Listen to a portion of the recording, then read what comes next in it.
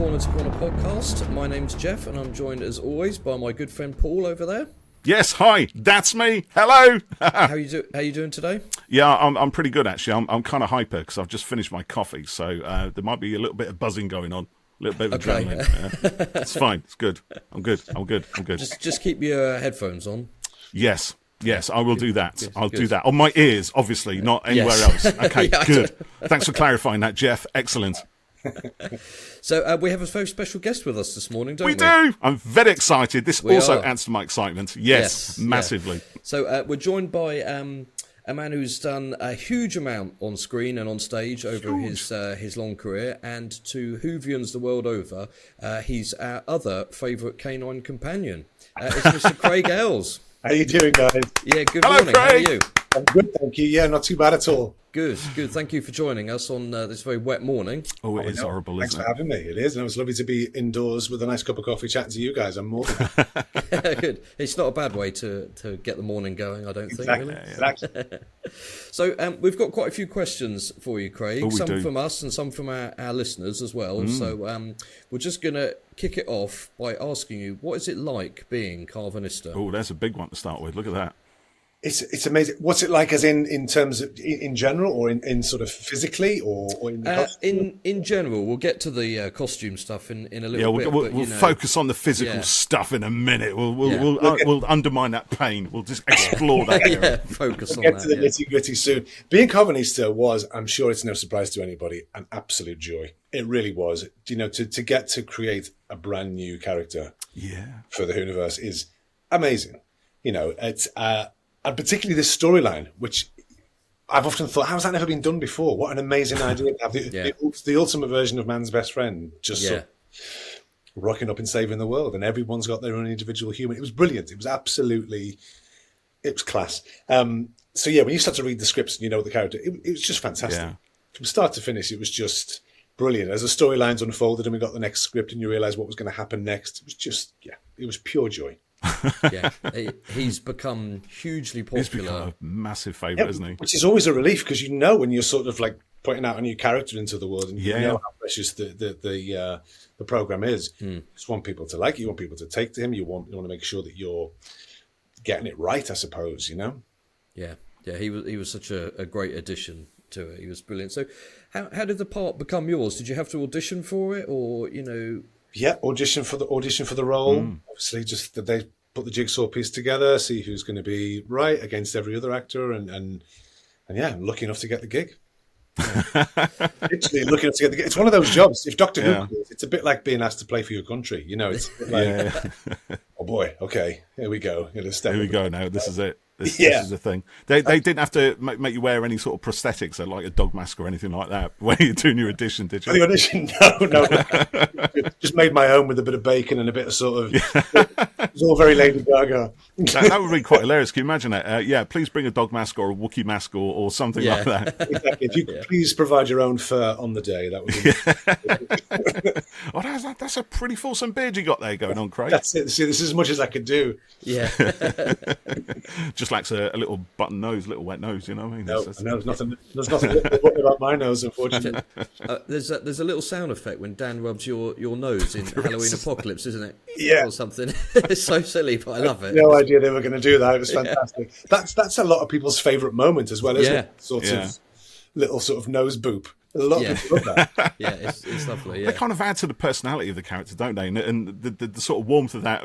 I say warmth. It is a warm relationship between, I was going to say John, between Dan and Karvanista, isn't it? You know, they argue and they pretend to hate each other, but actually it's kind of like, it's a bit of a bromance going on, I think. Yeah. Well, and that's one of the things, because we didn't do a sort of chemistry test, so to speak. You know, that was very much something that you hope will happen, and if it is going to happen, will just happen on the day. You know, it either will or it won't. And we were really lucky, whether it's because John and I were both Scousers, or I'm not sure, but we didn't meet, or rather, John didn't meet Craig until weeks into the shoot, because Really? I'd have to arrive so early in the morning, obviously, to be in the chair for about. Well, in the first few times we did it, I was in the chair for about 4:30 in the morning while they Oh my goodness. put everything on. And of course, everyone else swans in about 7:30, 8 o'clock, ready to film. And they all leave at 5 or 6 o'clock at night when it's time to finish. I've got to go back in the chair and have it all carefully taken off. So I didn't see anybody for weeks. So then when I finally did meet John, I sort of walked up to him and went hello, and he was a bit like, "Hi." I was like, "Who the hell are you?" It's Craig. It's comedy. Oh my God!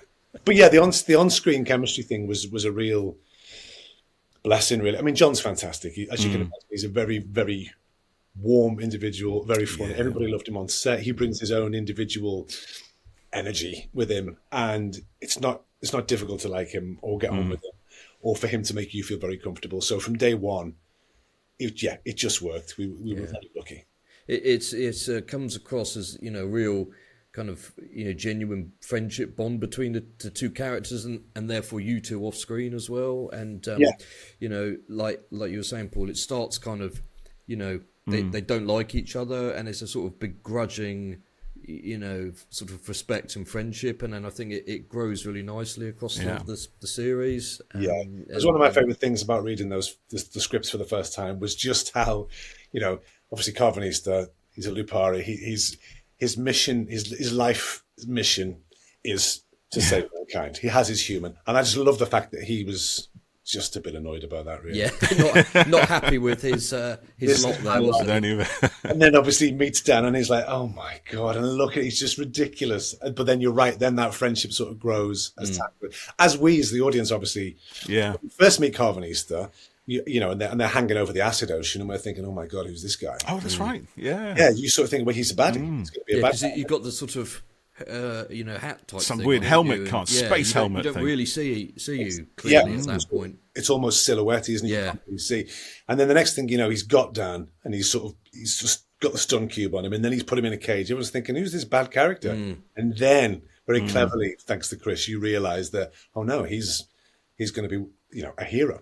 Yeah. And then, of course, he comes back later on, doesn't he? He comes back in the kind of flashback-ish sort of sequence. So he's clearly, and I think we know he's got a bit of a history with the Doctor, and then we see a bit more of that deeper history. So there's obviously a lot more to the character than we I think thought. so. I sort of hope that in whatever capacity is, whether it's sort of in the audio drama range or in some way, that we do get to see that at some point, because that would be really nice to sort of see the origin story, Yeah, hurrah! Jeff's got thumbs up already. Look at that. And that's not me giving anything away. I don't know anything. I've not been approached, just for the record. But obviously, if I was ever asked, I would jump at the chance, because I think there's a lot more to be mined there with that character. Yeah, there definitely is. But both before, well, there's kind of three things really. I guess what leads up to the the scene hanging over the acid planet. Oh yeah, true. Stuff with the fugitive Doctor, exactly, from whenever that was, and then anything afterwards as well. I'd like to think that post Flux, there could have been some more adventures, before you became a Sea Devil, for example. Before that transfer, I was ready for a change. But you're right. That sort of last shot that you see of Karvanista, Bell, and Vinder and the Ood as it sort of pans out, you sort of think, hang on a minute, where are they going? I want to know. Yeah. So, someone asked actually, when's the spin-off series with you three coming? Exactly. I've been asked that quite a few times. Really? I mean, different conventions and things that I've done. People always say, well, when's that going to happen? And I'm like, don't know. keep putting it out there. But does it feel nice that like you said, you start a character and you worry a little bit about what the reaction's going to be. Yeah. But when you've got people saying to you, when's the spin-off coming and when's this going to happen, and you've been accepted, and the character and the performance have been loved by people, it must be quite nice, I reckon. Yeah, I guess because we live in the world of social media, you get that instant sort of feedback, if you will, you try and not go on and have a look. You want to know the people are liking it and they're enjoying it, and that's another reason why the convention's really nice. I did one in February called Gallifrey One. Which is absolutely unbelievable. But there's something amazing about getting that feedback, like you say, and finding out that people have enjoyed the story, your character, because I've done some theatre in the past, and obviously, you turn up at the theatre, you do the show, there's a round of applause, people might come to meet you at the stage door, there's like an instant gratification and also like an instant commentary. Whereas when you film, you turn up, They stick a big dog costume on you. You sweat for 10 hours, then you take it off, and you go home and you think, I hope that's okay. So to do the conventions and actually stand there and have people talk about their experience, what it meant to them, how important it is, how much they enjoyed it, is really special, actually. It's very, very special indeed. Yeah, it's quite a delayed response process in a way, isn't it? Yeah. You know, like you said, theatre's very immediate. You know, you get the round of applause of people at the stage door and stuff like that. But TV, you know, you might shoot something and then doesn't go out for ages. You know, that's it. Yeah, because I think when we were shooting it, we knew it was going to be coming out on Halloween, so we were just all geared towards that. So, of course, on the night when the first episode, you watch with bated breath, and then obviously Twitter starts pinging all like, what they're going to say, and instantly there was the Chewbacca references, or of course, I was called War Bungle at one point, which made okay, I've never even thought of that one. That's great. Which I thought was, and all the different memes came out. And I thought, here we go. But luckily, in the main, I think sort of really strong Whovians, all the sort of the proper fans, seemed to really enjoy it and like the character, and thought that it fitted in, and which always means a lot when you've sort of your work out there, you know. I hadn't seen the War Bungle thing. No, That's brilliant. I hadn't seen that one. You know, sounds like a good one. Funnily enough, at home the other day, we were clearing out a load of stuff, and we found a Zippy teddy, or my wife had been given it, and my kids were like, "What's this?" So I showed them Rainbow on YouTube. Were they like, that? Why would you do that? And I was like, "Look, he's called Jeffrey as well." And they're like, "Oh, it's like Dad." And they were like, "What's that big bear thing? What's the pink thing?" You know. Well, it's a hippo, of course. Oh, right. Of course it is. Yeah, obviously. It used to freak me out when I was a kid. I know. But that's the thing. But you look back now, and we just sort of watched it. We were like, "Oh yeah, it's the pink one." Yeah. And now you sort of think, "Oh my God," you know. Yeah. I mean, we all turned out life. fine, though, I think. You know. Totally fine. Yeah, look at me. Just don't show me any pink hippos or people with zips in their mouths. Yeah. That's just freaky. Oh my goodness. So, Craig, we got a question from Fraser Gregory on Twitter. He's got another question later as well. But he says his favourite thing about Karvanista is that he was a gruff northerner. Was he written that way, or was it a directorial acting choice? And were you inspired by any other characters on screen for it? Okay, well, hi Fraser. First of all, thank you for your question. And it was one of those things. When I got the job, and they were sort of driving down to Cardiff to start filming, I was playing around with a few more voices, and I was thinking, well, you know, maybe I should do there could be this Karvanista sort of, or really just different kind of crazy voices. And then the director walked in while I was having my first costume fitting, and he just went, "Just wanted," it was Jamie.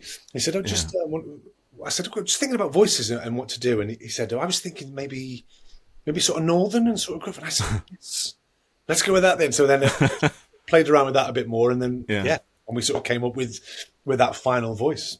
A lot of it was informed by the costume, to be honest. I don't know if that's going to ruin another question that might be coming up, but no, it's good. Yeah, lots of it was sort of because once you've got all that on, you feel a lot heavier stuff, feel a lot more robust and a lot gruffer, you know. And obviously he's a warrior, you know. So you've got to try and find all of that and give him a voice that makes him believable, I suppose. Yeah, it needs to be the right voice to come out of that face and that body, doesn't it? You know? Exactly, yeah. And I also quite like the idea, I know Chris did as well, this was very important to Chris, that he looked as cute as possible. Yeah.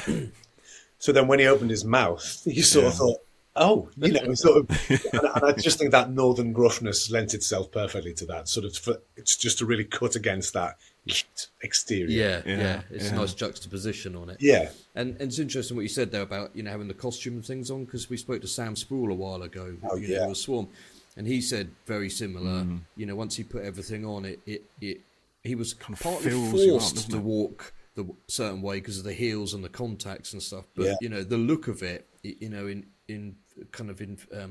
informed how he stood and he walked and stuff. And also, he said it was the same for him. It was weeks into filming when the other cast saw him without his makeup on, and they didn't know who he was. Not at all. But it was a fantastic performance by Sam, though, wasn't it? It was an absolutely brilliant performance. As were they all really across that season. There was a lot of terrific performances. But there is something, once that goes on, I mean, sometimes there are limitations with what you can do. You could imagine with the Karvanista mask, because it was all prosthetics and it came in separate parts. Right. There would be a bit that went sort of over my nose and forehead, a bit that sort of went here, a bit that went on my chin, so that when I moved my face, you could still get some sense of movement. Yeah. But of course, there was so much fur around the mouth, and it was stuck to my face, so it would limit the there's what you could say really. So we did do quite a bit in ADR as well. I was just going to ask that. Yeah. Just for clarity, you sort of have to do those sort of things. Yeah. I was going to say as well, actually, just on that subject, because one of the big factors towards Karvanista's personality is also his body language, and you know, the movements of the head, you know, the sort of gruffness of the shoulders, coupled with the voice and everything else. And it's quite a testament, I think, to your acting skills, Craig, to kind of have all of that with the voice and wear that massive suit plus the face and everything else, and just personify everything about that character. I think it's tremendous. Oh, thank you so much.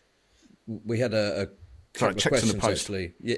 The other touches are, you know, the costume obviously was made by the fantastic costume department, and all the set made by that fantastic team. But those little touches, the moves are, they came from me. I remember sort of saying to the director, you know, I've got a dog, and when they do, if they are confused, there will be a little head tilt. And he said, and Jamie Magnus Stone said, oh yeah, put it in. And I said, you know, when the axe doesn't work, there would be a bit of maybe, you know, dogs will just sniff everything, if whatever, sniff things. He was like, yeah, put it in. So those little touches. And do you remember the scene where Dan and Karvanista fell from the rocket into the Mersey? Yes. Yeah, through the chute. And then we climb out, and there's a bit where he's trying to dry himself off, and I just sort of shake myself like that. So little moments like that. Really, and Jamie was open to all those suggestions and those different ideas, just to make him as canine as possible, given the fact that he, to all intents and purposes, as a human frame. Yeah. How did you shoot that waist shoot scene? Because it's so brilliant. Did they throw you into the Mersey? Please say yes. Comes with the territory, unfortunately. You know. I signed the contract. Could you swim in that suit? That's the question. I would swim in that water. Yeah, exactly. No, thank you. That scene was one of my favourite scenes to shoot, actually. Was it? Yeah. The evac tube, because it was basically in one of the sort of hangars where they film sometimes, there was just a huge plastic tube. Yeah. And then essentially a massive skateboard with a rope attached to one end. Right. And the cameraman sat on one end with the camera like this. No. And I was helped carefully in all that costume sort of to lay down on my front at the other end and sort of face on. And then literally they said action, and a team of guys pulled the rope, the skateboard got through, and we just screamed. Oh! It was hysterical. It was amazing. I love that, you know, you see it on screen, and it looks so exciting, and, you know, it's brilliant. But then you find out, you know, you're on a skateboard being pulled on a piece of rope. I think it's brilliant. I love the fact that no matter how brilliant CGI gets and technological wizardry and all the rest of it, sometimes you just need a guy pulling you on a rope down a tunnel with a camera pointing at your face. Exactly. But then when you watch it, it works. I mean, it's just a moment, but it works perfectly. Yeah, absolutely. It's brilliant, yeah. And I trust that you asked for another couple of takes on that as well. You know, didn't go quite right. Yeah. Even when my costume came off, I was like, one more go. Come on, one more go. Let me add it. Yeah, I'll do some of that. So I've got a question here from Catherine Sarah Cullum Hanshaw, and she asks, how long did the makeup take to put on and take off? I think the first time, obviously, it took longer than any other time before. I think we got it down to just over 2 hours. Oh, that's not bad. Yeah, but Danny Maria and her prosthetics team are incredible. They're absolutely incredible. And the sort of the care of me as the actor, it wasn't just sort of like, you know, whack on the coffee. It would literally, there was such care, such precision. And there was a couple of different versions of the mask, obviously, because one would be cleaned. But I think sometimes they got to a point where they couldn't be used again, and another one would have to be created. Oh, right. Yeah. And also, which people might not know, and I'm sure Danny won't mind me saying, is it all went on plain, and they used sort of spray paint, fine spray, to do the colouring on the fur. Yeah, it went on. Wow. Oh, wow. And they designed it for that attention to detail and to sort of get the right colour in the right shades, the right blend for an actual dog. Yeah, the level of precision and professionalism was off the scale. That's really something, isn't it? That's incredible, that. Yeah. What was it like filming during COVID? Because, I've done a bit of filming during it, and, it was a pain, wasn't it? So what was it like for you guys? Because I know, when we spoke to Chris, he designed Flux to work within, the restrictions and stuff, but just actually doing it. How did you find it just day to day? It was a bit weird. I think naturally, as you know, actors, we are social beings, so it means not being able to mix anyway was hard. If you add on the costume, which also puts a barrier between you and other human beings, and the fact that you're not really allowed to be that near each other. Yeah, it was 2 meters, wasn't it? 2 meter restriction. That's strange. I guess the only thing was we were all tested rigorously, numerous times a week to make sure the production wouldn't have to shut down. So once we were all safe and we were all, it kind of became our filming bubble. Once we were all there, we were okay. But again, because we weren't really encouraged to mingle, everyone would just go their separate ways at the end of the day. Yeah. I've known Jodie for years. We did a play together donkeys years ago now, and we were so excited to work with each other. Of course, she was the one person that really couldn't mingle with anyone. Yeah. She would literally just be there, gone, there, gone. So that was, it relaxed a bit toward the end, I guess, as we sort of out the other side of it. But initially, it was very much, we want to get this shot, we want to get this done. And everybody just did everything they could to make sure that happened. Yeah, you've got to minimise the risk, isn't it? Because somebody gets it, and could be the end of the shoot. Never shut down, did it? There was no shutdown, and we said this on the podcast before, but the fact that we got a series at all during COVID is incredible, really and it was as great it as was it a was. blinder. So everyone went over and above to deliver there for us as us fans, and well, it was amazing. And also on a personal level, as an actor, it was very scary at that time when everything. My wife does a lot of theatre, and the theatres just closed. That was it. Yeah, they did, didn't they? Yeah. So, and we didn't know, even regards filming, when that was going to pick up again, when it was going to happen. So the fact that it did, because we saw lockdown end of March, beginning of April, and then this Doctor Who, that'll started to happen for me in the September. It was, I think it had extra meaning, really. Not only was it Doctor Who, not only was it going to be part of that show, but also just from practical level, I was working. It was tough, wasn't it? In that time, I remember my April was lined up to be really good. We had some events to cover, remember live events, and then just gone. And you look at the diary and you think, oh my God, what am I going to do? It was quite a scary time. For everyone, but when your work has stopped, it's an extra thing to worry about on top of it. Yeah, because a lot of my mates have sort of got proper jobs, and they, there were obviously people got furloughed and there was other different things that happened. But for us, it was. It all feels like a bit like a dream now. You look back at that, doesn't it? Yeah. Do you remember when we were told we could leave the house for an hour a day? Yeah. I know. Yeah. It just seems mental. Madness. I remember going for a walk and, sort of moving out of somebody's way who's coming in the other direction. Yeah. And that first time you ever sort of ventured on a train again or near someone and you suddenly stood weird. A metre away and you were thinking...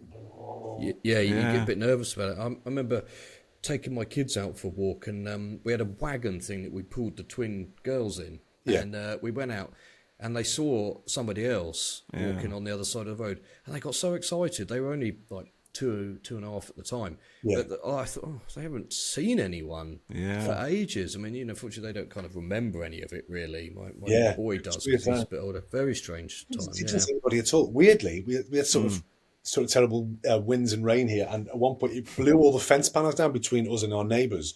And we love our neighbours to bits, and they've got a dog as well, as have we. So what we decided to do was just leave the fence panels down. Yeah. For the whole of that time, they sat in their garden on one side, the other, and we had sort of our gin and tonic. We just sort of, it was all above board, but we sounds very loose. But it became really important, didn't it? To just to be able to find those ways of interacting.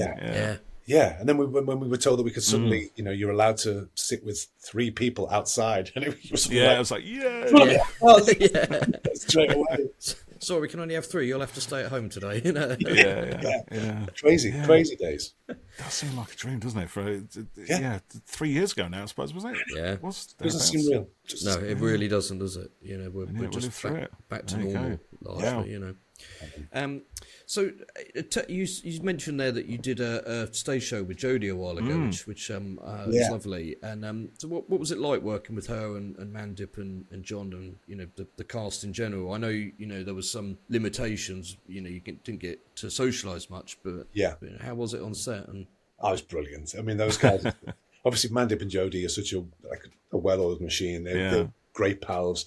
John just fit in anywhere because he's so instantly likable and he's a pro as well, and super humble. Very aware that he hadn't done a lot of acting and just wanted to get it right and just sort of and he smashed it. He did. He couldn't have played that part any differently or any better, in my opinion. But they're just a lot of fun. Again, when you're joining something where everyone's known each other that long, cast and crew and everything, and they know how everything works, and you're stepping in a massive costume with a massive, not exactly invisible, really, is it? Yeah, exactly. You can't just sort of slink back into the shadow. So don't mind me. That's it. They were super welcoming and super friendly, as you can imagine. That whole place was just nothing but warmth, generosity, and sort of top end professionalism. It was brilliant. You really did feel like you were working with the creme de la creme in every department. Yeah, that's lovely. Yeah, that's brilliant, isn't it? So, have you got a favourite memory from filming? One moment that kind of always makes you smile. I mean, the skateboard one was definitely one of those days. I thought, what is life? But do you know what? I think that my biggest takeaway from it, and I was asked this at the convention in LA. Actually, they were sort of saying, what's your best memory? Is just what I was talking about. It was how amazing everybody was at their jobs. Not just how welcoming they made me feel, but how generous they were with their time and their expertise, and how, whether it was Ray and the costume department, or I say like Danny Marie and the prosthetics, or anybody that had to deal with me or look after me, the firsts and seconds, ADs, constantly checking in, because I couldn't eat with the costume. Oh, really? Yeah. I lived on protein shakes and energy drinks just to get me through the day. But there was always somebody there. Are you too hot? Are you okay? Do you need a stool to sit down on? Do you, can I get you a drink? I was so well looked after. That's brilliant. And also working with people who were geniuses at what they do. So my biggest takeaway from it is not really a particular scene or particular moment, because I loved all of the film. It was how amazing everybody there is. Yeah, we've heard that a lot about everyone involved. That's quite interesting that you couldn't take the suit off, like that. Once it was on, it's on, is it? Yeah, you hear about superhero suits and the Spider-Men make sure there's a zip built in now, so they can go to the loo quickly and it doesn't take them 4 hours to get the suit off and stuff. Exactly. But I guess once you're in, and Dan Starkey was telling us that when he has his Sontar and stuff. Oh, yes. The same, he's in, but over the course of the day, the glue starts to melt and his face starts to slide down. There was a few times when I had to run on and just stick a bit on my face, because we filmed in summer as well. We tipped into into summer. Yeah. That's when it got. Really. So when you got out of the suit, was it just sort of a gush of sweat coming out? It was pretty minging. Oh, lovely. In order to stick the whole prosthetics onto my face, there's they put like a big bald cap, really. There's sort of like a latex layer, but it goes all around my face, like a latex balaclava, really. Right. But they obviously cut little holes in here, so I can try and hear through the prosthetic. But the problem is, if the holes were a bit too high, it would just fill up with sweat. And I'm sorry, this is so horrible. So at the end, when they would sort of try and unpick it from the bottom, there would just be a little. Oh my goodness! I know, it's horrible. Sounds disgusting. That does. Too much there. I'm sorry. I'm feeling really ill. You must have lost some weight through doing that. Yeah, it's quite a good way to lose a little bit of weight, though. Yeah, the Karvanista diet. I love it. Just sweat it off. That's all you need. That's it. Save the planet and sweat. That's all you got to do. There's a chap on Twitter called Didymus Holmes, and he's asked a few. He's a massive fan, isn't he? It seems to mean a lot to him, which is great. Yeah, it does. His kind of story behind why is quite touching, really. But he complimented about the acting touches, the head tilts and sniffing things, and he had a question. There's we kind of briefly talked a bit about kind of more Karvanista, but he wondered if you'd had any specific thoughts about what kind of adventures you'd like to see. Are there more Lupari out there that weren't in the battalion, or would you want to do new adventures, or go back to the TARDIS years, or all of it. I think we touched on it before as well, that there's either end, I think there's lots to be explored. It would be great to do sort of like an origin story and see, I don't know, even from sort of young Karvanista becoming... Karvanista, the training that he has to go through to become what he does. That would be kind of cool, Who would play the young Karvanista? I don't know. The last person to play Lassie. Some young pup. Yeah, exactly, yeah. Just looking. Have they ever worked on camera before? We'll take them. That kind of story I think would be really cool. Yeah. Also, obviously, it is mentioned in the is it the last episode? Well, I think maybe the last episode I do, when they say, there's no one left of your species and wipe them all out. Yeah, of course. Such a powerful sort of dark moment. That bit when you do that howl. Oh yeah, and the camera pulls back. It's like, oh god, it's awful, that bit. When we did the read through, I remember getting choked up at that bit. Yeah. That's such a powerful moment. That sort of real visceral outpouring. Because at that point, apart from the sniffs and the the odd little comedy head turn, he's spoken as a human, apart from a few growls. So there is that kind of suddenly that outpouring of emotion was really. I really enjoyed doing that. But he's the last of his tribe, so that's it. So that's quite exciting in terms of if it is just going to be him, Bell, and Vinda moving forward. Where will they go? What will they do? Yeah, he's the last of his kind, or maybe out there somewhere. There's another colony somewhere. Yeah, is there another isolated Lupari community or something? Yeah. Exactly. Someone got into a pod and escaped. You just who knows? Yes, there's got to be. It's Doctor Who. Anything could be done. That'd be quite exciting. Him meeting another Lupari. Can you imagine? Definitely. Yeah. And if they were total opposites as well. A bit like him and Dan. That would be great fun. Yeah. But that howl moment there, like the fact that it was so affecting for people is, I think, testament to your work. The writing of the character. And, it's the humanity coming through it, isn't it? And even though he looks like Warbungle, you feel for the character and like him so much, and that do you know what I mean? It's well, that's obviously, I think, as we touched on before, something that you really want. Even though he's orphan, he's northern, and he can be a bit curmudgeonly. You want people to warm to him, and I think that's the geniuses of Chris's writing, really.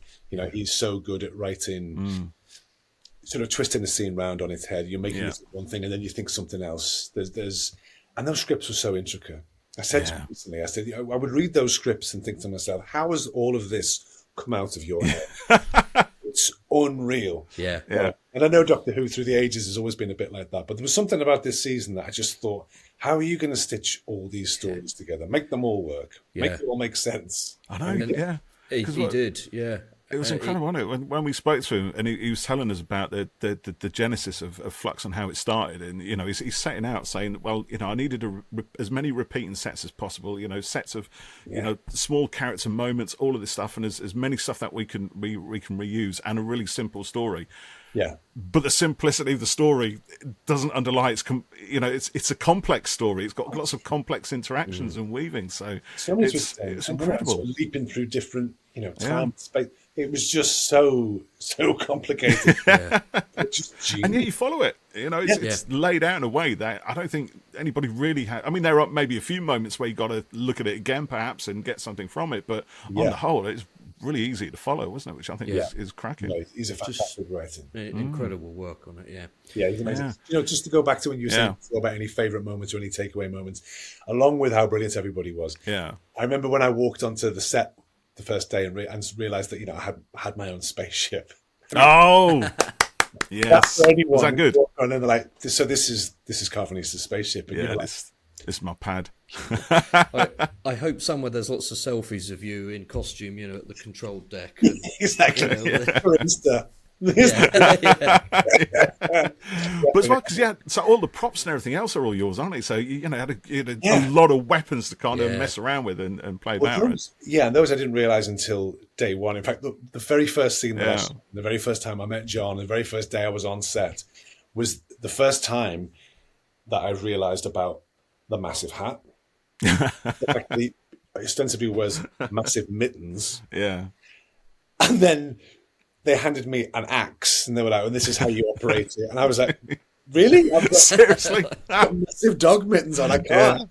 So trying to work all that out was pretty complicated. And also, the very first time we did the first scene, and they said, okay, you're just you're going to hit the door with the axe, and then you're going to walk through, and you're going to go, I'm Karvanista. You're going to do that. And I sort of did it. Down on it went. The door fell, and I walked in and clipped my hat on the top of the door. It just fell off. It was like, cut. Blooper reel. Yeah, he needed an extra high door frame to get you in. Yeah, look to get in, but that's not very warlordy, is it? No, I suppose not. No. Excuse me. So, were you a Who fan before you got the part in the show? I obviously it's always been part of my world. It's been around ever since I was a kid, but that's my era was sort of the Sylvester McCoy era. So I remember that. And then, by the time I was doing, I don't know, probably A-levels and then going to university, it sort of... It was all, finished, wasn't it? Sort of, discovered other things. Karaoke, wine, women and song. And that was it. But then when it came back, obviously Chris's era and then David's era, and it started to ramp up again. You sort of catch the odd episode, but I never followed it religiously. But you were aware of it, and always. I don't think it's a requisite to know the show inside out to be in it. Which is sometimes you see that online that people think that and stuff. Well, that's down to them, but I don't think so necessarily. I mean, certainly doing Karvanista, which is bringing a new character to the team, I think it's quite nice to have a fresh outlook. So it's obviously it was different with the Sea Devil because then you're sort of paying homage to an existing character, something that's already there, and even though it's being contemporized, and you want to make sure that you're respecting it properly as well. So you want to do your research, you want to go back, you want to do all that. We had big discussions about that because that was important to look back.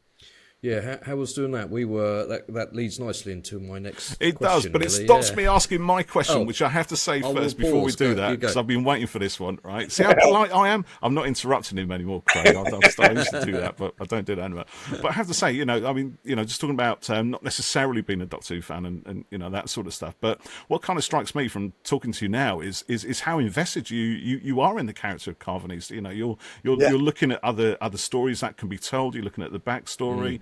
All of that stuff. It's so there must be something there that's kind of triggered your excitement. Oh, definitely. It's definitely reignited my interest in that world, in the universe.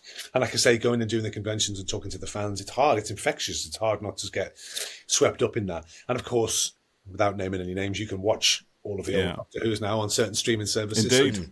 So you can go back and I can go back and watch all of those now. Yeah. And I'm really looking forward to what's coming next because obviously there's huge changes in the way that it's going to be brought to life, and it's really exciting. So, can't wait to see that. Yeah, you're right. It's lovely to to hear you with so much enthusiasm about it all and the character and that kind of desire to to do more with it as well. I think it's brilliant. I jump at the chance to do more with the character. I mean, or even the nice thing about playing Karvanista, Sea Devil, is you never see me. No, that's it. So you could come back. My secret hope is that I can still get the call one day and they'll be like, play this character. And I guess if they keep covering me up, I can just... ad infinitum. You could do, but you know what? Even if you appeared... sans makeup in it, you could still come back, as the Doctor at some point. It's happened a couple of times, and Karen Gillan, Colin Baker, Peter Capaldi. Peter. Do you remember the little the introduction to John's character we did, which was sort of like... Yes, I was going to say you were his mate, weren't you? Yes, of course, yeah. I mean, either that, whether there could be more twists there, or maybe people just forgot that and were like, who's he? But I remember there was theories flying around about that when that little scine came out. Do you remember, Paul? Lots of speculation online. Who's this guy? It's going to turn out to be Davros. No, it was cool. And there were nice little touches that Ray had put in. With the shirt that the character wore in that little clip was the same colours as Karvanista's costume. If you look at it, I'll have to look at it obviously again, everything that I'm talking about with the mess on the horoscope all links to something that's coming up in the future. I'll have to go back and have another look at it now. Yeah, it was really nice. It's all layered. Yeah. Another Chris brainwave, obviously. Yeah, brilliant. So I'd like to go back to your early days a little bit now, if we may. Oh, wibbly wobbly. When I was 5. So what led to your love of acting and what kind of got you into it? It's a good question. I didn't do any acting at school because the school I was at didn't offer sort of drama GCSE or drama A level. But I guess you could say I was sort of one of the class clowns. Right. enjoyed sort of making people giggle, and but mainly it was Sunday afternoons spent at my nan's house. I'd always go around, and me and my mum and my nan, we would play cards in the front room while my granddad watched the snooker, and I would do impressions or silly voices or basically anything to make my mum and my nan laugh. And that's the earliest sort of recollection I have of seeing a response from another human because of something you've done, making them laugh, making them, whatever, and going, oh, I like that. I like that. Being able to do that. Yeah. And then, went to university, did drama and English as a sort of combined degree at first. I single honours drama eventually. And that was it. That's when it all really kicked off. And then I was just doing every extracurricular thing I could possibly do. Acted in third year productions when I was in the first year, and trying to do anyone had a director's project, I'd go and do it. Anyone was filming anything, I'd try and do it and just try and work as much as possible. But I had the bug from very early on, watching a lot of movies, watching a lot of TV shows, and just sort of thinking, I want to do that. Yeah. The power of story and the power of moving people. Yeah. Sort of. Yeah. What were your sort of favourite movies then as a kid sort of growing up? What kind of inspired you?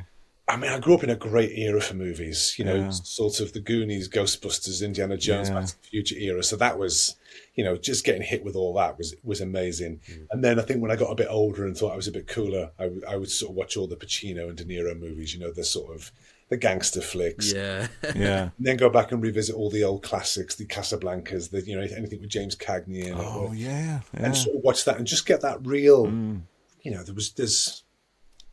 just watch whatever I could. There's all kinds of things there, really, aren't there? Some fancy stuff, some old school kind of, Casablanca's a great film, All those old films, you forget sometimes, and then you just sit one Sunday afternoon and one comes on and you just stick with God.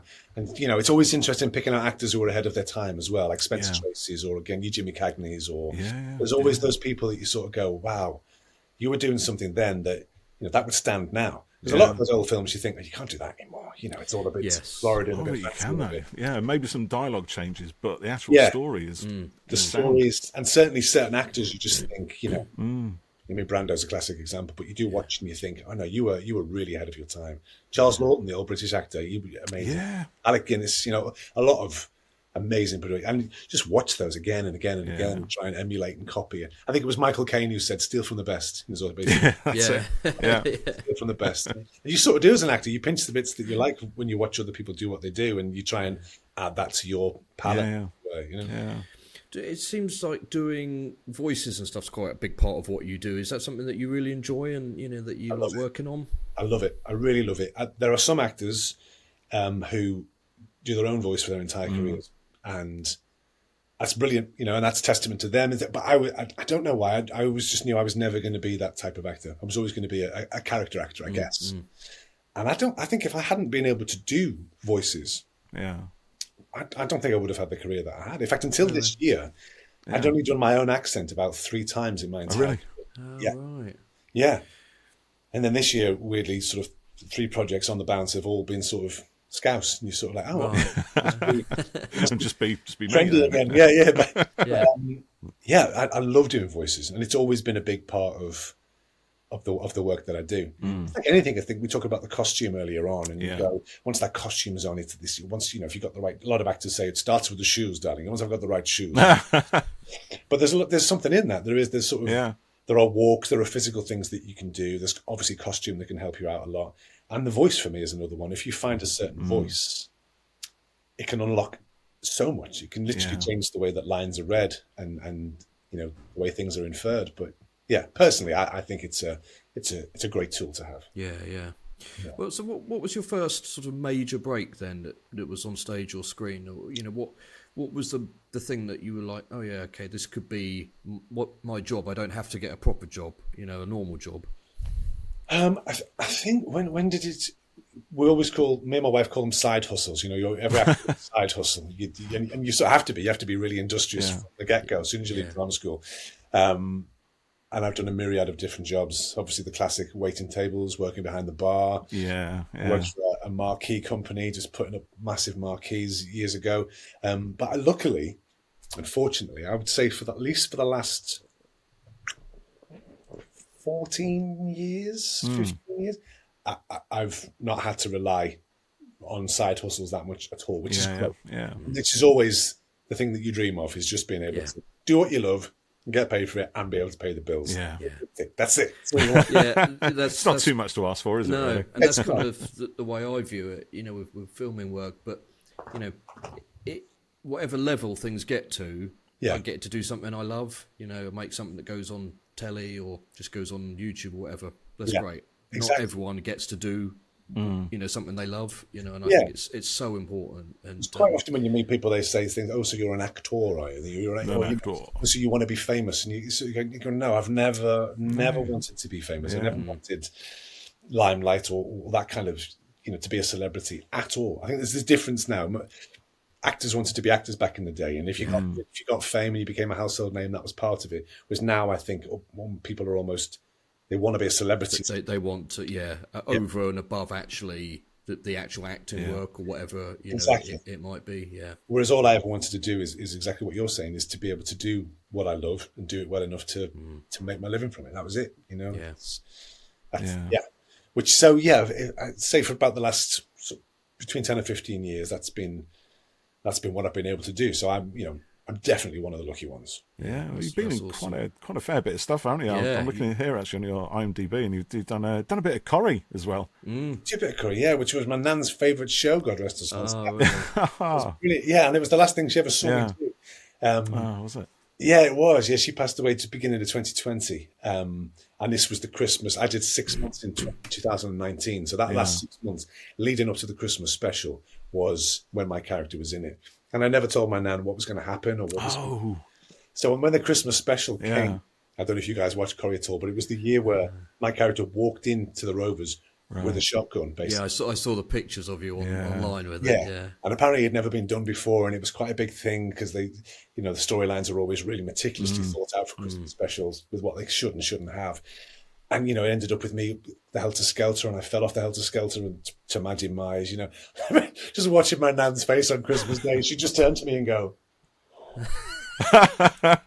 every few minutes, she's like, it was, I'll never forget that. And the fates just aligned that I finally got to be in her favourite programme.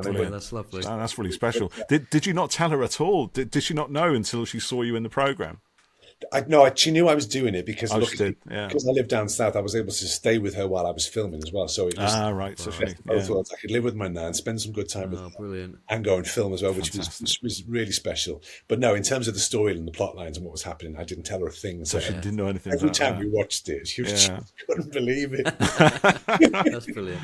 Oh, fantastic! Because that's another show that's dear to people's hearts, isn't it? And it's got a massive fan base again, and that's why it's been running so long. Yeah, for sure. And weirdly, it's the one, which I don't know why I didn't anticipate, because I thought, well, I'm only going to be in it for 5 minutes. But really, that is the one that people will still now. In fact, it happened to me the other day. I was coming back from Budapest. I was at the airport. I'd just come through security. I was putting my belt back on and, putting everything back in my pockets. And there was like a young lad who looked at me and went, "Excuse me, were you Derek in Coronation Street?" I was like, I said, "We're going back. That's amazing." He was like, "Oh, yeah, no, I thought so." So fantastic. Yeah, again, same fans pop up everywhere in all different ages and backgrounds, don't they? Yeah, and that's, I guess, another difference between TV and theatre. When you do theatre, it's to a finite amount of people, but you forget.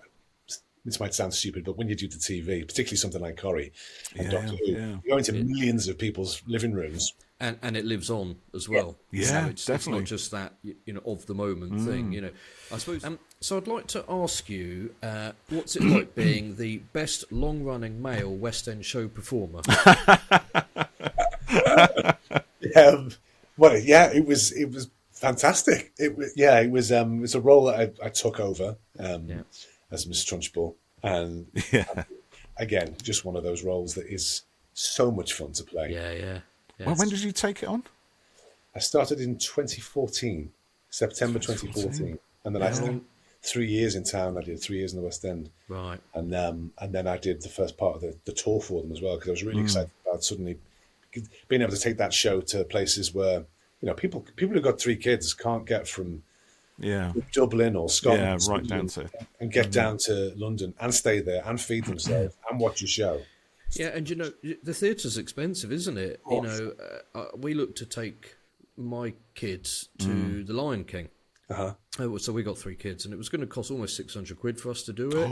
And then we looked at it, and we're like, actually, we could get cheaper tickets. They're like 50 or something, but they're right at the top, at the very back row. The kids aren't going to see anything. And so doing the regional tours and stuff, it's a way for people to be able to do it when, like you said, you've got to get to London, probably stay over. It really adds up. It's a lot. It's always a great experience, but it's a lot sometimes. It is a lot. And that was important to me, not in a self-righteous way, but knowing the impact that show had when I was doing it in town. I suddenly thought, being able to rock up in town with this show and be that show that's there for a few weeks would just be fantastic. So yes, we did the first bit of the tour. It's funny, my wife last year did the Mother Goose with Ian McKellen and John Bishop. Okay, yeah. She got to work with John Bishop as well. And that was Ian McKellen's thing as well, that they did about 8 weeks at the Duke of York's, I think, in London. And then on Ian's say-so, he said, I'm only going to do it if we can then tour it for a while. So they did. They went everywhere. That was an idea. Yeah, all over the country. But it's great, and fantastic. Exactly how it should be, I think. Yeah, I agree. It's disappointing for people when, a show comes out. So like the Time Fracture, the Doctor Who one, it was only in London. It's immediately out of reach for some people, and it's just how it has to be sometimes, I guess. But if something can tour, it just opens up that audience. It's fantastic. It does, especially when something's got a huge following, like you said. When I was in LA at the start of the year for Gallifrey One, I mean, people have travelled there from all over the world. Yeah, it's huge, isn't it? Huge. Yeah. I don't think I think I underestimated quite how huge it was going to be. I mean, it was massive. There was so much cosplay going on as well, and it was. I mean, it was a real joy to be there, but I hadn't anticipated just how huge it was going to be. I think the last one was their biggest yet, wasn't it? I think it was. I think, yeah. So Jodie was at that one, wasn't she? Yeah. And Chris as well, wasn't he? Yeah. Chris, no, he did the year before, I think. Right. Oh, right. He'd been prior to that. Yeah, he wasn't there when I was there. It was me and I'm trying to think who else was there. I think Bonnie was there. All the old regulars. Yeah. Fraser Hines was there. John Culshaw was there. I'm trying to think. Patrick O'Kane. I sort of spent quite a bit of time with Patrick O'Kane. Who played? I forget. Was it Avash? Ashad. Ashad, yes. Cyberman. Yeah, he's a terrific actor. I was really psyched to meet him actually because I'd seen him on stage quite a few times when I was younger. Yeah. So, and he's just, I always thought he was amazing. And so it was cool just to suddenly get to, hang out in LA as you do. Yeah. Pinching yourself going, what is it? My life, yeah. Fancy seeing you here, old boy. How's it going? Well, one must with the rounds,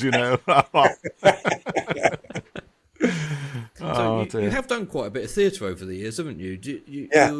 Is it quite nice in the career terms to kind of switch between them and not just be kind of stuck to the one, the one genre type of thing? It's lovely. Genre, the medium, Yeah. No, I know what you mean. It's again, I have to say that I'm one of the lucky ones. There's lots of people in our industry that can be pigeonholed quite quickly. Particularly if you do musical theatre. People over here, unlike America, and amazingly so over here, it's sort of be like, oh, that's what you do. And you're pigeonholed. Yeah, straight away. Or, and vice versa, I guess. If you only do TV, it might take you a while before someone gives you an opportunity to do something else. Unless you become a household name, then you can do anything. But I do, again, feel very, very fortunate that I've been able to do theatre, musical theatre, radio, TV, film. It's fantastic. I feel very, very, very lucky. The wide lot. I'm trying to think now because I went to see with the kids. We went to see Matilda a few years back. Oh yeah. I'm trying to think, would that have been you in it? Because it might have been actually. Because it would have been between 2014 and 2017 in London, September. Yeah. I think we went 2016 there-ish. I'd have to sort of check. But do you know what? Honestly, I would recommend it to anybody. I mean, it's one of those stories that is, especially with the film out now, I think a lot of people really, really know it. But I have to admit, at the end of it, I was literally crying my eyes out, which is terrible. You know, and I thought, I've said to you, Jeff, haven't I? I'm an emotional Stonewall. You don't get any emotion out of me apart from Hyper. That's it. But we watched Matilda, and honestly, I was blubbing like I really was. It just gets you, doesn't it? Brilliant performance. Yeah, Tim's music is really clever. I think you've got really exciting numbers kids can get hyped up by, and then you've got those really poignant numbers for adults. You know, when I grow up, all about childhood, and also the fact that you're, you know, the eponymous hero there is tiny. Yeah, that's it. And, and those kids, oh my God, they're fantastic. They are unbelievable, and they work so hard. Yeah. And they are just a joy to be around. They really are. The time on that show was a really special time for me. We had one Matilda who was 8 years old. Yeah, she was 8 when she started the show. Incredible. Yeah, it's so much when you listen to what they say, what they sing, what they have to do. Yeah. And then the payoff is that beautiful moment at the end where the rest of the company on their scooters, as you know, sort of like just lowers their head. Yeah. She walks down and takes her bow, and the place erupts. And you just, I get choked up even thinking about it. I'm thinking the same now. It's such a beautiful moment. And you just think, and you deserve this so much. Oh, those are really, really beautiful. It is, I think, There's a lot of talent going into those. And again, talking about the immediacy of being in the audience, you're part of that whole thing. You kind of feel so connected to everybody who's on stage. You know, it's something I hope we never lose theatre, and you know, because it's such an important part of our culture. Yeah, same. I think, and the two, you know, mediums, as you know, they're so different. As we touched on before, the live thing about theatre is super special. You know, it's very, you sort of can't replace that.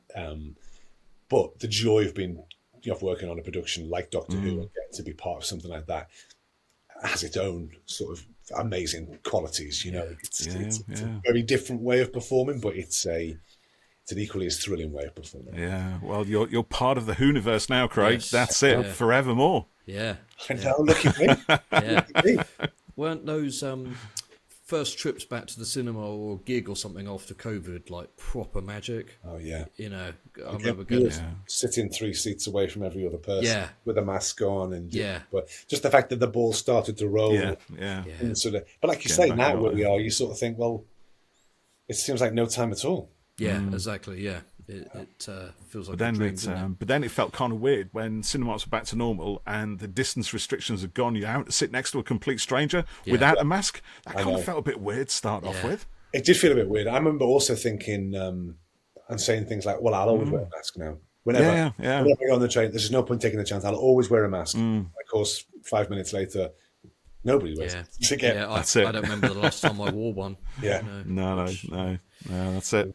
So, shall we play our game, or have you got something? I've got a couple. Oh yes, go for it. More quick questions, and then we have a special game. Very special game. If you're good for time, Craig, you'll play. So I wondered what's next for you. I wondered if it was maybe something with Mr. Chibnall, because I gather you guys were together recently. How do you know we were together recently? Because that's how we got in touch with you about this. Oh, of course. Yeah, well, Chris he's big fans of yours. Actually, he was sort of he was singing your praises and saying, "Oh, I think we should really do this," because I've not done one of these before. So, okay. Yeah. Oh, we're your first podcast. Yeah. Whoa! It's perfect. This is great. He's big fans of yours, and we did. Chris is. I mean, I hope he wouldn't mind me saying so, but we become mates, which because you did Law and Order when he was on that, didn't you? So Law and Order UK, yes, I mean, many moons ago, but weirdly, because of the COVID restrictions, because of where he lives, and obviously he was writing and so it wasn't. We didn't meet for the whole time that I was filming. Oh, really?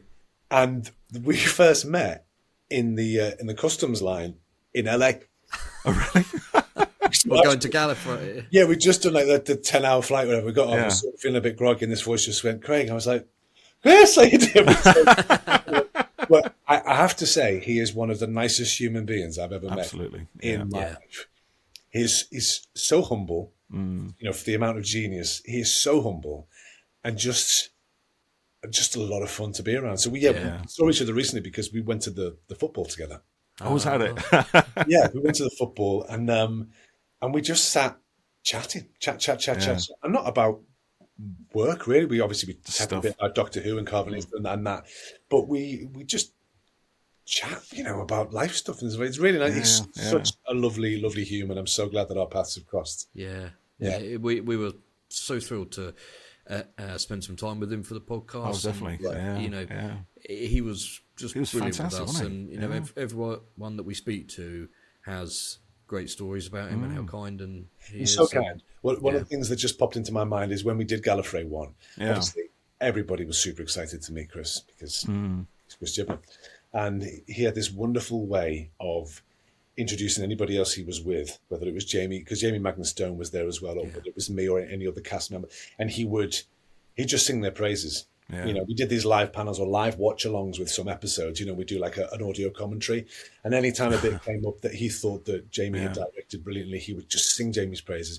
He said really lovely things about me. He's so generous when it comes to other people that it's kind of rare, to have someone so humble and just generous in that way. But yeah, he's joy. He's joy on legs, is Chris Chibnall. That's a good epitaph, isn't it? I'll take it. Excuse me. I'll take it. Your football team's Liverpool, then, is it? Yes, yeah. Yes, and not the other lot. Yeah, that's why Dan lived near Liverpool Stadium, wasn't it? Yeah. That's it. Yeah. So you've got me and Chris and John, obviously, as all big Reds. Yeah. Brilliant. I've just got one quick question here from Didymus Holmes again. He'd like to know what would be your dream stage role. Oh, dream stage role. Well, I have to say, Trunchbull comes pretty close. Yeah, it's pretty good, isn't it? In terms of shows, that's a hard one to beat. However, lovely segue into what I'm about to do next, which is a show called Just for One Day at the Old Vic, and it is the story of Live Aid. Oh wow, really? Yeah, and how it happened, and it includes that amazing back catalogue of songs that we all know. I'm saying that. I'm assuming we're all. Yeah, well, I'm a big U2 fan, so I know the show. Yeah, I remember Live Aid. I was there. I remember watching it on TV. I wasn't there at Wembley, sadly, but it was TV. It was a really special day. And it was huge, wasn't it? It was this massive. And again, I sort of can't believe it's not been done before, but it's happened. It's been written by the amazing John O'Farrell, and is going to be directed by the equally amazing Luke Shepherd at the Old Vic, where I've always wanted to work. Yeah. And I'm lucky enough. I'm going to be playing Bob Geldof. You're doing Bob Geldof. Yeah, give us your fucking money. Do you do the line? So there's all different bits that people recognise, plus lots of bits that even I didn't know. So and it's good. It's got real heart to it, and it's got killer tunes with amazing orchestrations by Matt Brind, who's the sort of MD and musical supervisor on it.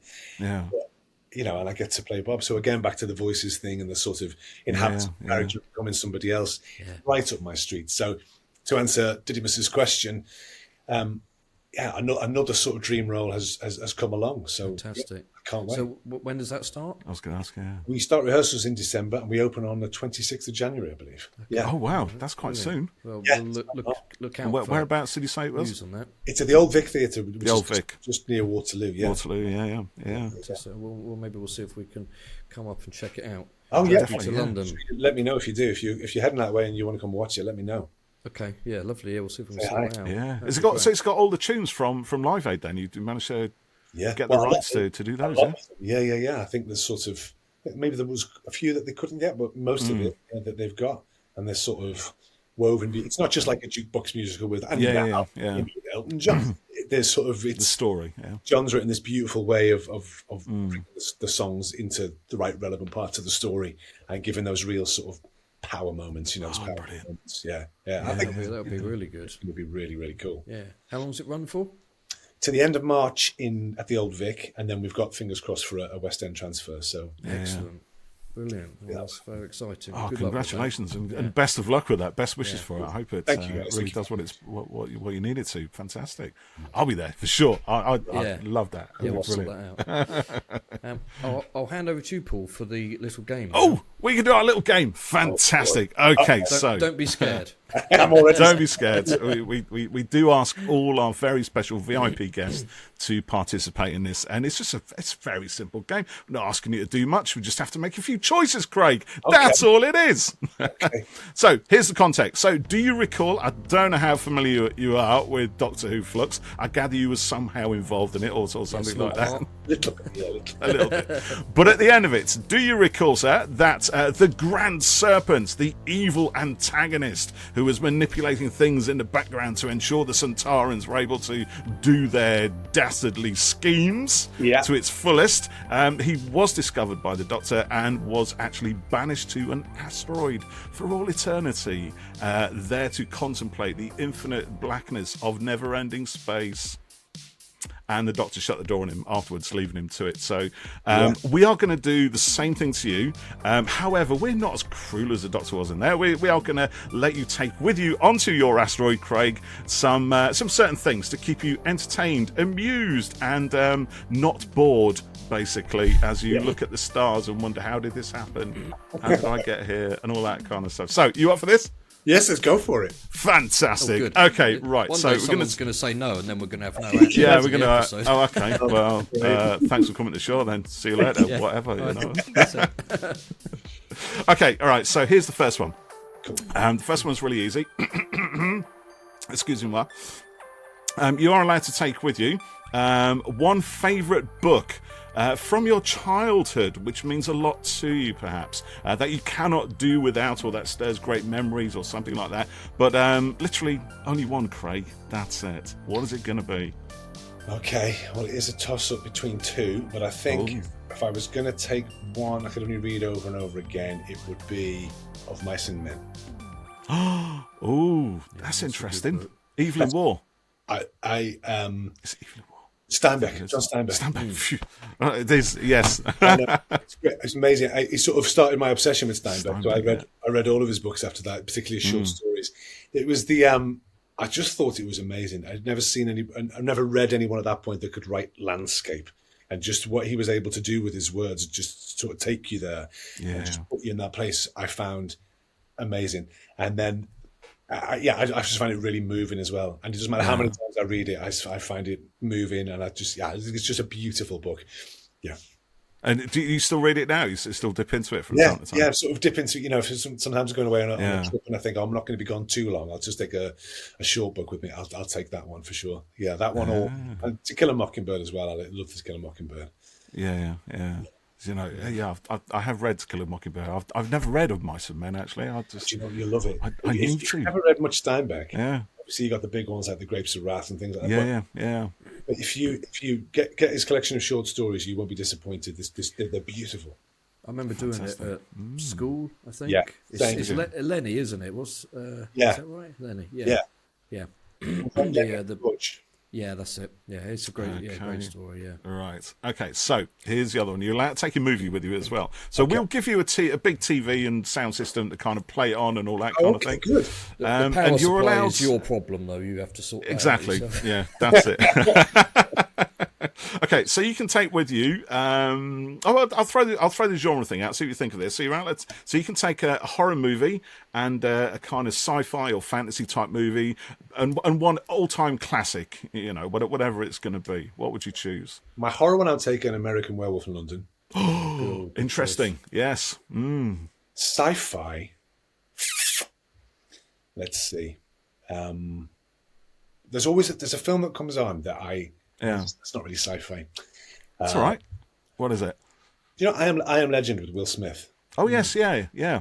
Whenever that comes out, and it's not because that's more apocalyptic than it is sci-fi, but counts as sci-fi. It just gets me, that film. I just sort of stay tuned in and watch it every time. Yeah, it is good. Yeah.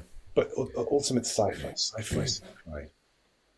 I mean, it's based on a sci-fi novel, isn't it? It's in Victor Glantz's legendary sci-fi masterworks, or whatever they call that range. Yeah. I can't remember who wrote it now. Was it? I'm getting weird my names. Was it Olaf Stapledon or someone like that? I Am Legend.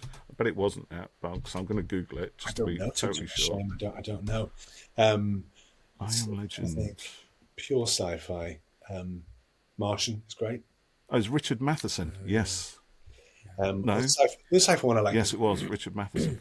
Have you ever seen Signs with Mel Gibson and Joaquin Phoenix? Oh, yes. Film, yeah, that's a good one. Yeah. I'll go for that one for my sci-fi one. I'll go for Signs. Go for that, yeah. M. Night Shyamalan, isn't it? He's done some brilliant films. Those real twists. The Village is also excellent as well.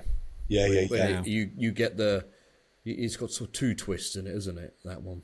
Yeah. And did he do The Shape of Water as well? No, that I don't was think so. Del Toro. That's it. But Shyamalan recently did. Is it called Old?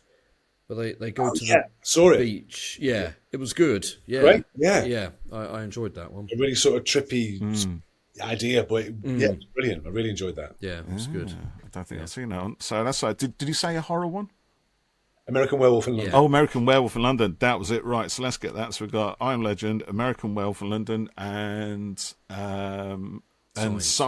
And Signs, yeah. And Signs. Brilliant. Okay, I love that. Right, that's brilliant. Okay, so you're also allowed to take with you, and you can kind of preserve this in a sort of, a sort of live form, if you like. So you can take the whole performance with you.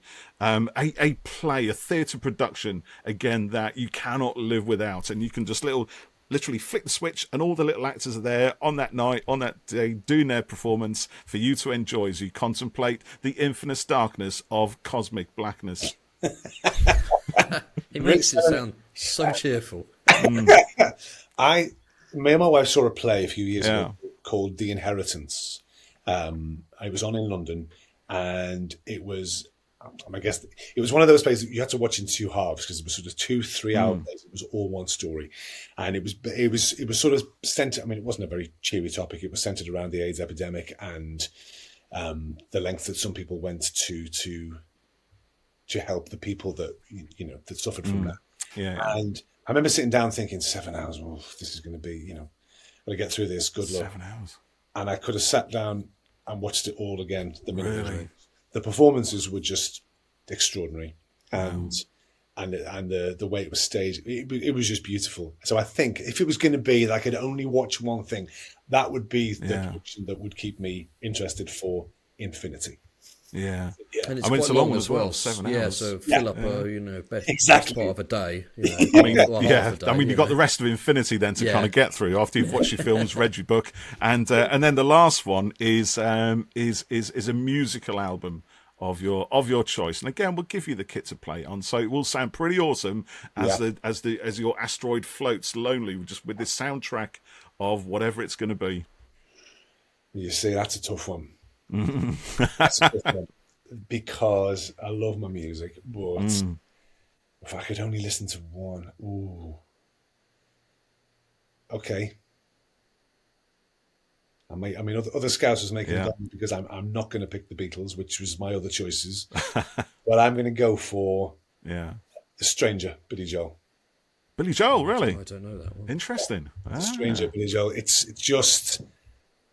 just perfect. It's just a perfect album. I mean, there's so many. I'm obsessed by music, so there's so many albums I could take. But that would be the Stranger. Joel. I could just listen to it on loop a lot of the time. It will be a loop as well, because literally you've only got that. That's it. So Billy Joel is with you, my friend, from the moment we shut that door to the rest of eternity. You could. So I mean, there's some pretty depressing. I mean, I Am Legend is not the most cheery of films, is it? Either I'm going to say, but there's hope. There's hope at the end. Like that. So there is. There's hope at the end. And I suppose actually you'd be able to sort of kind of transfer your predicament to Will Smith's character's predicament, which is similar, but you see him go through the pain and not have to worry. And from your perspective, at least you don't have to deal with zombies. So there's always that, I suppose. It depends where the asteroid drifts to. It might drift through a zombie nest or something. Yeah, it could happen. Space zombies, they're going to turn up, aren't they? But I'll be prepared. Yeah, exactly. I know exactly what to do. You'll know what to do. Yeah. Except we haven't given you an axe or a shovel or anything to back them with. So, and it would all be digital copies of stuff, so there'd be no cases to use as weapons. Like Karvanista's big weaponised axe thing. That would probably do it, wouldn't it? It's not looking so good all of a sudden, is it, mate? Yeah, sorry, mate. Fancy my chances if that happens. Brilliant. Thank you so much, Craig, for answering our little thank you. Playing our little game there. We normally do these things in the evening, and I'm with it on the evening. I'm kind of on form. I think I'm on the coffee come down now. I think this is where my brain suddenly stopped working. Not at all. Not at all. But no, thank you, Craig. You've been an absolute delight to talk to you. Thank you very much. Really, really enjoyed it. Thanks for talking to me. It's been so lovely to meet you guys. And I meant what I said as well. If you're interested in coming and seeing the show, let me know when you're down. It would be lovely. Awesome. Yeah, we'll sort that out. Do that. Yeah, that'd be great. Yeah, good luck with rehearsals, and we look forward to seeing it. Thank you so much.